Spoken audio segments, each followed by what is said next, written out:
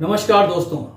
प्रदेश में सभी जिलों के साथ साथ नागौर में निकाय चुनाव के लिए आरक्षण की लॉटरी खुलते ही सियासी बाजार का तापमान अचानक बढ़ गया है। मानो मई जून की गर्मी अचानक गर्मी वापस आ गई हो। वार्डों की तस्वीर जैसे ही सामने आई, भाजपा और कांग्रेस दोनों पार्टियां आमने सामने अपने अपने जिताऊ उम्मीदवार की कुंडलियां खंगालनी शुरू कर दी है। टिकट के दावेदारों की लंबी कतारें लग गई हैं और हर दावेदार को अपने भीतर एक ऐसे ग्रह नक्षत्र दिखाई दे रहे हैं जैसे मानो कि पार्टी की जीत का एकमात्र विकल्प वो ही हो सकते हैं। और इसके चलते यूं कहा जाए कि इन दोनों सियासी ज्योतिषों की भी खूब पूछ और परख हो रही है। इन चुनावी दंगल में ज्योतिष बंधु भी पीछे क्यों रहे, वो भी अपने अंक गणित के कसौटी पर परख रहे हैं। कौन सा उम्मीदवार किसके लिए शुभ है, कौन उम्मीदवार किस जाति समीकरण में फिट बैठेगा, किसके पास पैसा है, किसके पास आदमी है और कितने पास नेताओं की कृपा है। इन सबका बाकायदा राजनीतिक पंचांग तैयार किया जा रहा है। टिकट के लिए जो दावेदार हैं उनकी बेचैनी का आलम यह है कि हर कोई मानो यह कह रहा है कि टिकट मुझे ही मिलेगा, यह मेरा जन्मसिद्ध अधिकार है और इसके पिछले 5 सालों से लड़ाई लड़ रहा हूं। नेताजी जहां भी जाते हैं यह तर्क देते हैं टिकट मेरा है और मुझे ही मिलेगा।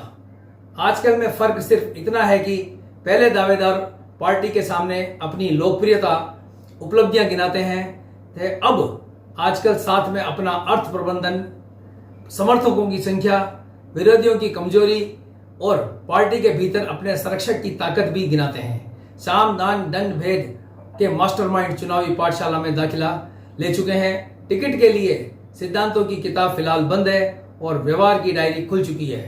व्यवहार का मतलब तो आप समझते ही हैं, आजकल सब कुछ व्यवहार से ही होता है। सबसे दिलचस्प खेल भाजपा और कांग्रेस के प्रभावशाली नेताओं के लिए है। टिकट बांटने की जिम्मेदारी जितनी बड़ी है उतना ही बड़ा उनकी परीक्षा भी है। जैसे जिसे टिकट देंगे वह खुश होगा, लेकिन जिसे नहीं देंगे वो बागी हो सकता है। और जिसे मनाने की कोशिश करेंगे वह यह भी पूछ सकता है कि आखिर मुझ में ऐसी क्या कमी थी और दूसरों को क्यों देखकर टिकट दिया गया।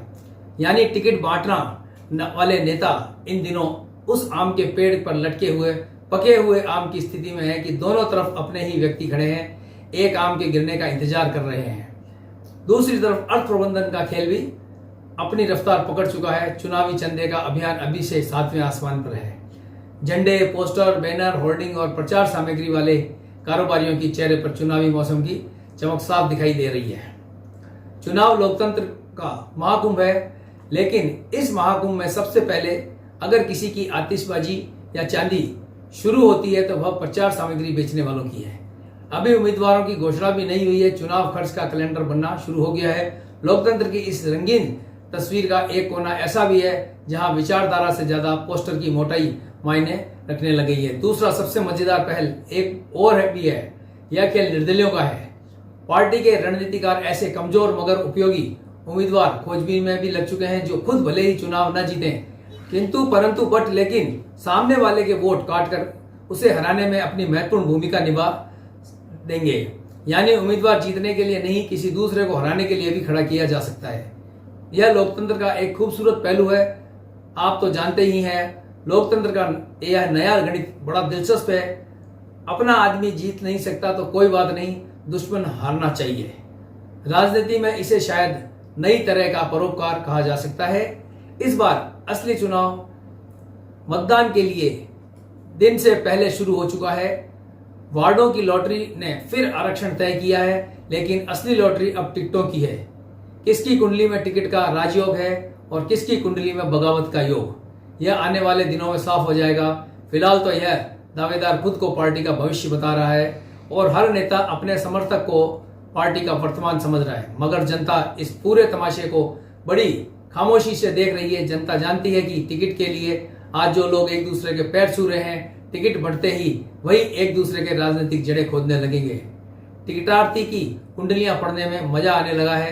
फिलहाल तो चुनावी मैदान में एक ही मंत्र गूंज रहा है, टिकट मेरा जन्मसिद्ध अधिकार है और मैं इसे लेकर ही रहूंगा, या फिर टिकट नहीं मिला तो सामने वाले को भी जीतने नहीं दूंगा।